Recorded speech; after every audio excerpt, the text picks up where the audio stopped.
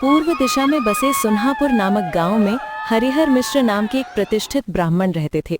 वे धर्म, शास्त्र और सदाचार के लिए पूरे गांव में सम्मानित थे, लेकिन उनके जीवन की सबसे बड़ी चिंता उनका इकलौता बेटा चंचल था। नाम के अनुसार ही उसका स्वभाव भी चंचल था। दिमाग से वो बहुत तेज था, बातों में होशियार था, लेकिन शरारतों में अव्वल था।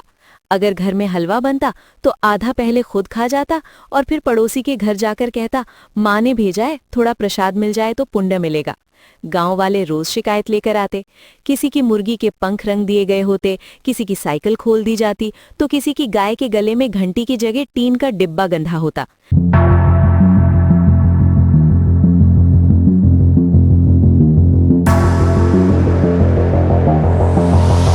हरिहर मिश्र रोज बेटे को समझाते, डांटते और कभी कभी मारते भी। चंचल हर बार रो रो कर कहता, कसम से बाबूजी, अब कभी शरारत नहीं करूंगा। लेकिन अगले ही दिन कोई नई शरारत सामने आ जाती। एक दिन गांव के 3 लोग एक साथ शिकायत लेकर आ पहुंचे। हरिहर मिश्र का धैर्य टूट गया। उन्होंने गुस्से में कहा, अगर इतना ही घूमने का शौक है तो कल सूरज निकलने से पहले घर छोड़ देना। सबको लगा ये गुस्से में कही गई बात है, लेकिन अगले दिन चंचल सचमुच गठरी बांधे दरवाजे पर खड़ा था। उसने कहा, अब लौटूंगा तो कुछ बनकर ही लौटूंगा, और ये कहकर वो घर छोड़कर चल पड़ा।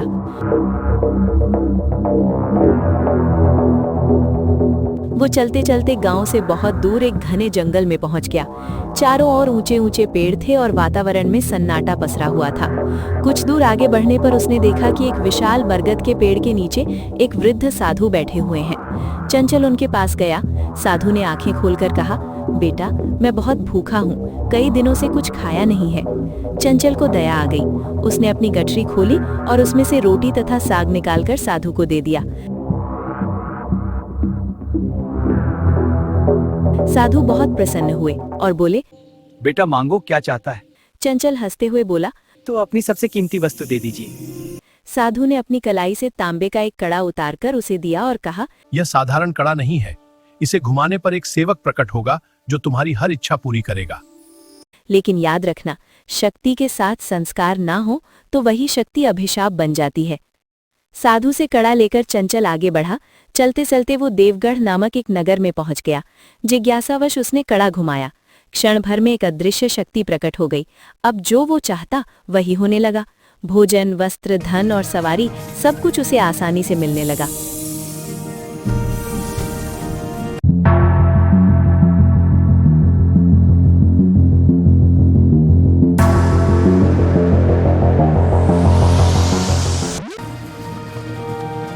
धीरे धीरे उसने खुद को महान भविष्यवक्ता घोषित कर दिया।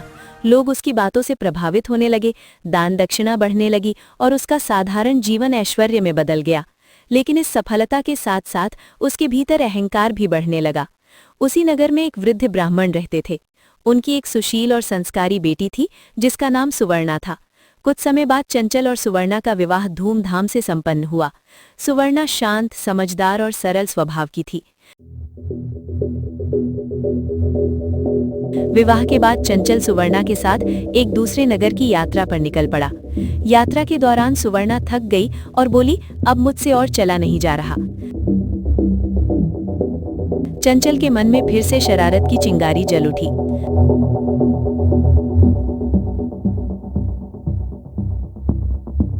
मजाक में चंचल ने कड़े की शक्ति से खुद को गधा बना लिया, लेकिन उसी समय कड़ा नदी में गिर गया।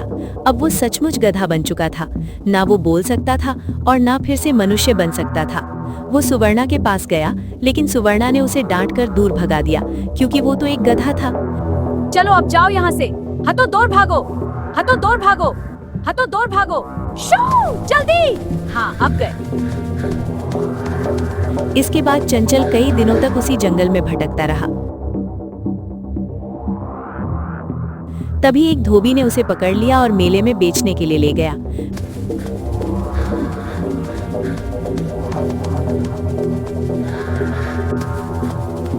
आइए आइए, देख लीजिए, यह गधा बहुत मेहनती और काम करने वाला है। ले जाइए भाई, सस्ते दाम में दे दूंगा, आपके सारे काम ईमानदारी से करेगा। आइए आइए, ले जाइए भाई, सस्ते दाम में दे दूंगा, आपके सारे काम ईमानदारी से करेगा। देख लीजिए, यह गधा बहुत मेहनती और काम करने वाला है। मेले में लोग उसे देखकर हंसे, मजाक उड़ाया और ताली बजाई। ये सब देखकर चंचल का हृदय टूट गया। दिन वो रस्सी तोड़कर मेले से भाग निकला।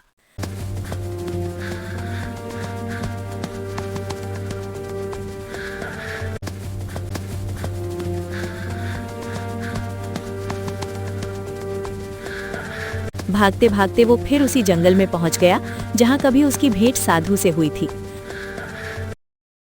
वहीं वही साधु बैठे मिले। साधु ने कहा, बिना संस्कार के शक्ति अभिशाप बन जाती है, इसी कारण आज तुम इस दशा को प्राप्त हुए हो। अरे रोता क्यों है रे? खैर, मंत्र जल से तुझे शांति मिलेगी। ओम साधु के मन में दया आ गई। उन्होंने मंत्र पढ़े और चंचल फिर से मनुष्य बन गया। अब चंचल अपनी पत्नी सुवर्णा को लेकर अपने गांव की ओर लौट पड़ा। इतने दिनों बाद बेटे को देखकर हरिहर मिश्र की आंखों में खुशी के आंसू आ गए। चंचल पिता के चरणों में गिर पड़ा। अब ये वही पुराना शरारती चंचल नहीं था, उसका पूर्ण परिवर्तन हो चुका था। अब वो शरारत नहीं करता था, बल्कि लोगों की सहायता करता और सभी के साथ सम्मान से व्यवहार करता था। इस प्रकार चंचल का जीवन सदाचार और सुख से भर गया। कहानी की सीख: शक्ति, बुद्धि और विद्या तभी वरदान बनती है जब उनके साथ संस्कार और विनम्रता हो।